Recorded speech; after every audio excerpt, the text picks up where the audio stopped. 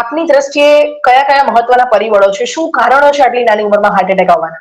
Corona પછીના ગાળામાં આપણે ઓલમોસ્ટ છેલ્લા 2 કે 3 વર્ષથી દર થોડા દિવસ આ સમાચાર સાંભળીએ કે એકદમ યુવાન બાળકને જી હૃદયનો હુમલો આવ્યો અને આપણે બાળક ગુમાવ્યું. છેલ્લા લગભગ 3-4 વર્ષમાં આપણી લાઈફસ્ટાઈલમાં એક બહુ મોટું પરિવર્તન આવ્યું. એ પરિવર્તનને કારણે સૌથી પહેલી અસર થઈ છે બાળકોના ઊંઘવાના કલાકો.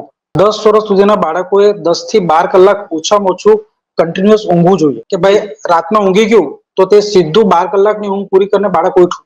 ઊંઘને આપણે એક સમાજ તરીકે થોડી સિરિયસલી લેવાની જરૂર છે. ઓછી ઊંઘ બાળકની ઓવરઓલ તંદુરસ્તી પર ઘણી બધી નકારાત્મક અસર પાડે. એટ ધ સેમ ટાઈમ એની અસર બાળકના હૃદય પર બી પડતી હોય છે. સતત ઓછી ઊંઘ લેતું બાળક જ્યારે બીજા બધા એડેડ ફેક્ટર્સની સાથે સ્કૂલિંગનો સ્ટ્રેસ કે બીજા બધા સ્ટ્રેસ એડ થાય તો હૃદય પર ડેફિનેટલી બર્ડન આવવાનું જ. મારી દ્રષ્ટિએ પહેલું કારણ છે ઊંઘના કલાકો અને ઘટેલા ઊંઘના કલાકો. એ બહુ અગત્યનું કારણ છે બાળકોને આ બધી વસ્તુ થવાનું.